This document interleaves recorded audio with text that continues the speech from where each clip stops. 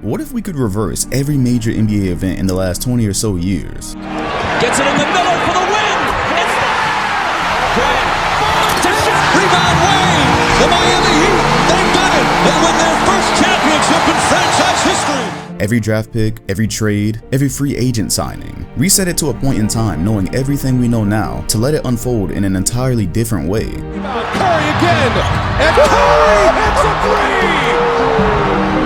That's what we're undertaking in this project where, thanks to Thunder Shaq, we reset the NBA to the year 1997, before any modern star that we love birthed a career, and turned on the simulator to write each new chapter all the way up to 2020, or maybe even further, who knows. It's gonna be a ride, so join us live on Twitch where we let the full thing play out. But for now, our story begins at the beginning of the 97 season, the start of Kobe Bryant's career, and the height of the Chicago Bulls and Michael Jordan's dominance.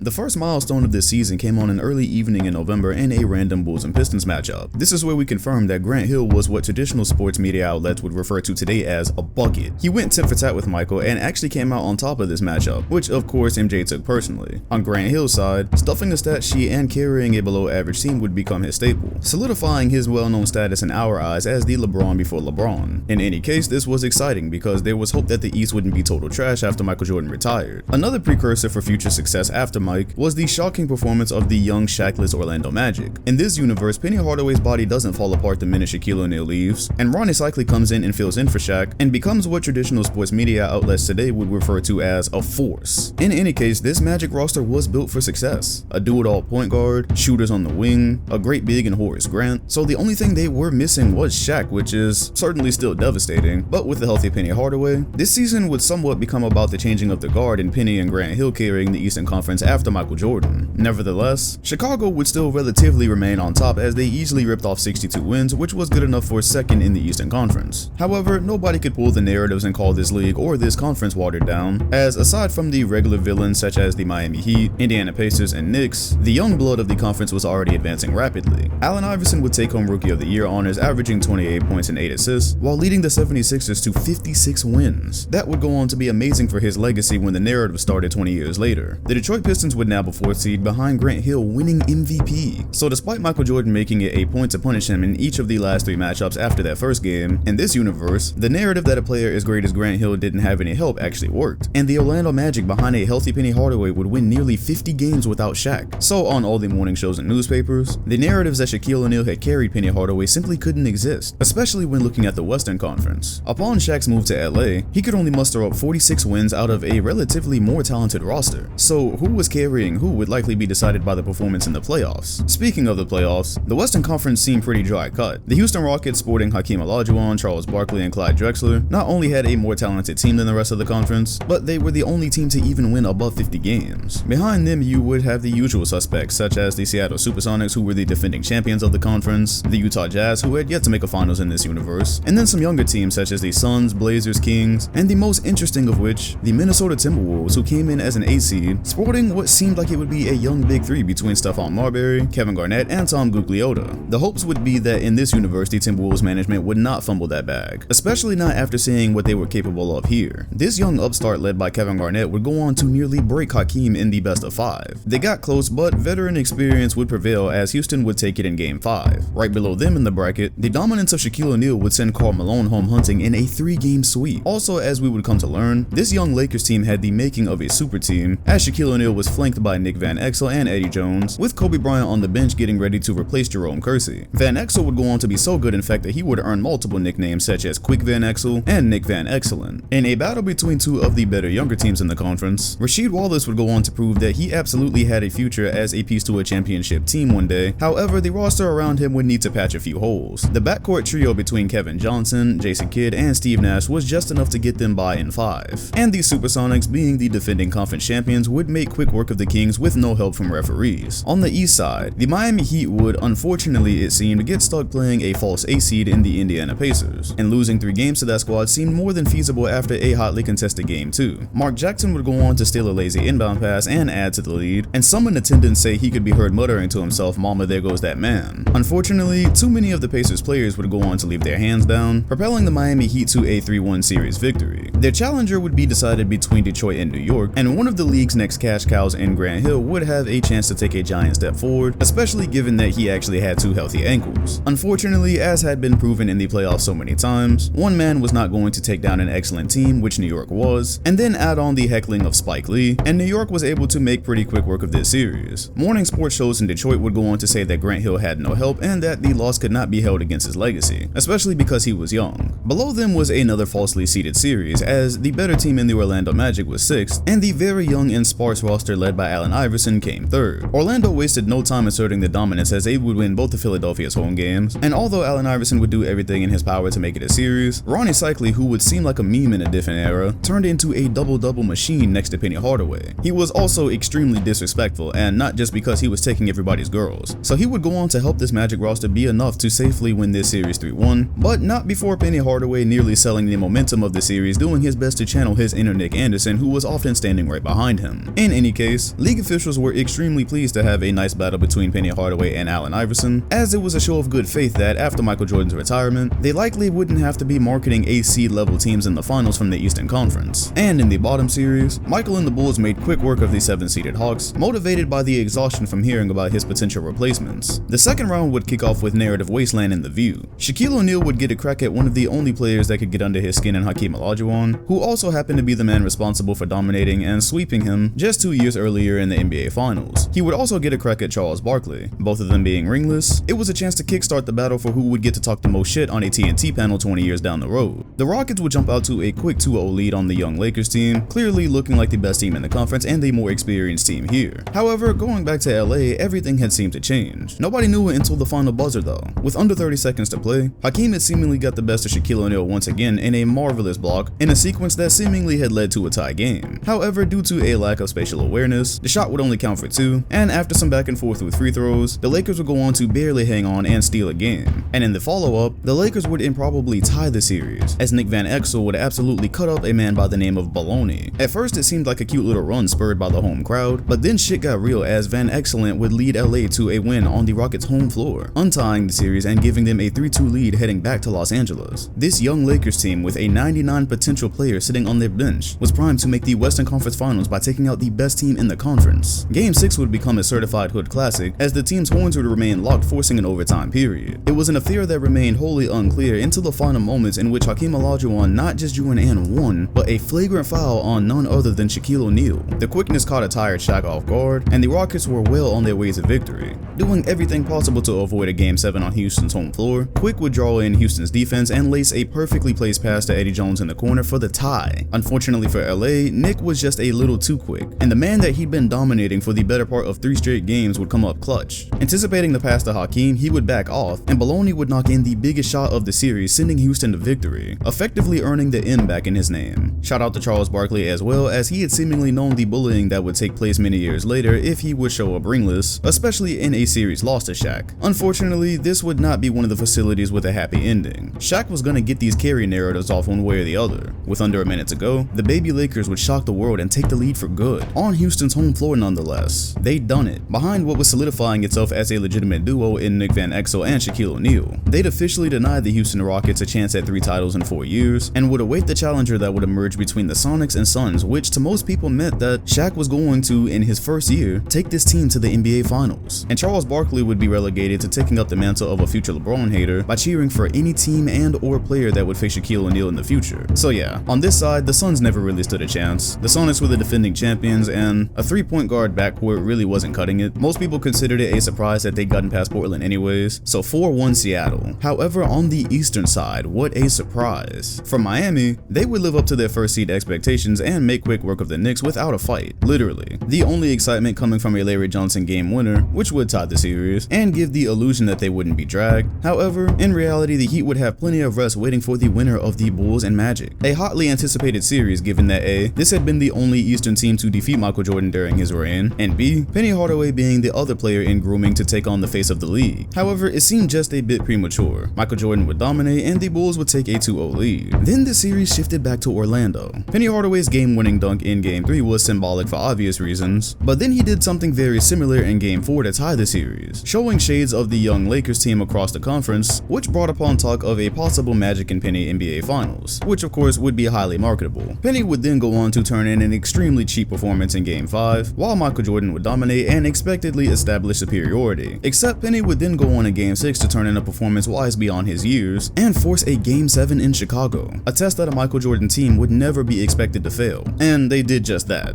With Orlando up 2, Nick Anderson would again get the best of Michael Jordan in a clutch moment, running him into a solid screen by none other than Horace Grant. This left Nick wide open, and apparently with him in this universe not having lost all his confidence from the 95 finals, he would go on to seal it with the dagger. The narrative going on to be just how much the Bulls missed Horace Grant, even though Chicago was fresh off of a 72-win season and a title. However, again, narratives. And with that, way earlier than expected, Penny Hardaway had led a Shaqless Orlando team back to the conference finals. The headache for league officials here becoming the marketing of the 1997 finals. Anything not involving at least one of Shaq or Penny was going to be a hard sell for casuals, which of course made up an extreme amount of the revenue. However, they wouldn't have to worry about that. Shaq was battle tested. He dealt with Karl Malone, Hakeem Olajuwon, Charles Barkley. So what was a Shawn Kemp? LA would take advantage of the momentum and make easy work of the defending champions advancing to the NBA finals. The interesting thing here being, when Jerry West had brought Shaquille O'Neal to the Lakers, he sold him on the idea that it'd be he and Kobe winning titles. However, Kobe at this point was only averaging around 10 points a game and was barely getting any playoff minutes in terms of Nick Van Exel and Eddie Jones handling the perimeter. But if LA was already putting together championship runs before he'd even really hit the floor, was this a dynasty in the making? And was Shaq actually about to get his run at Penny and the Magic, who in his eyes had created a very contentious situation in the previous season for him? Nope, and it's a good thing too. I don't know how the hell I was going to convince y'all the Magic made the finals without Shaq 1 year after he left. Thank God.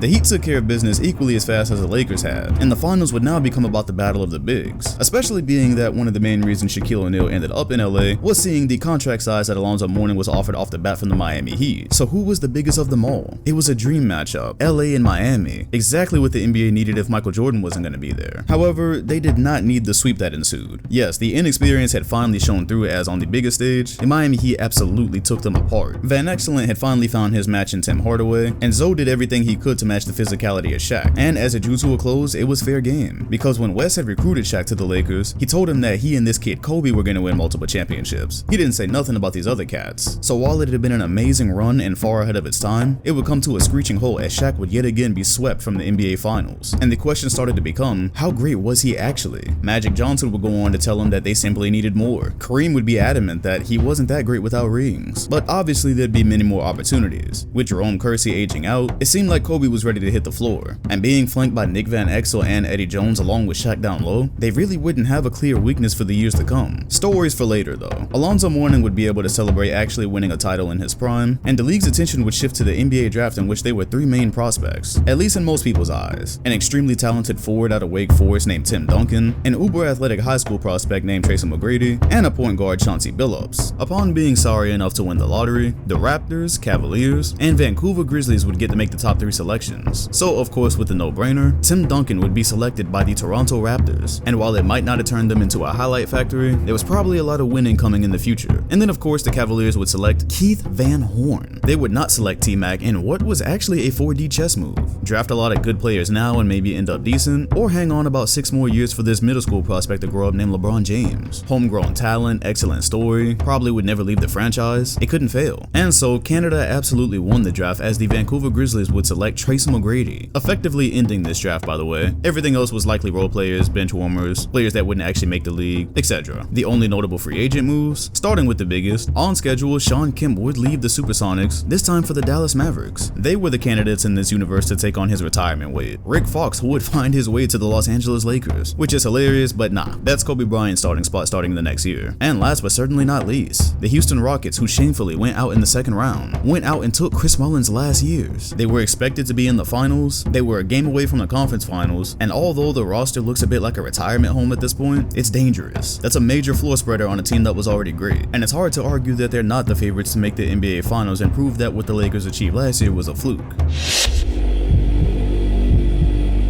Thank you all for watching if you made it this far. I did want to make sure I came on here at the end and gave my boy real life legend the clout he deserves for creating all that you saw at the beginning of the video. Recreating all the major events in NBA history through NBA 2K, yeah, he did that. He actually did much more than you saw here. Those were just tiny bits and pieces. So I have the link to his channel and that video in the comment section and description. Please go over there and show love, hit the like button, cause that man poured way too many hours in that project for it to not be getting the love it deserves, and for it to just go unnoticed in the 2K community, really. So again, his link will be in the comment section and description along with everything else. And be sure to hit the like button, comment, and sub if you enjoyed this video. Thanks for watching, and I will see y'all for the 98 season.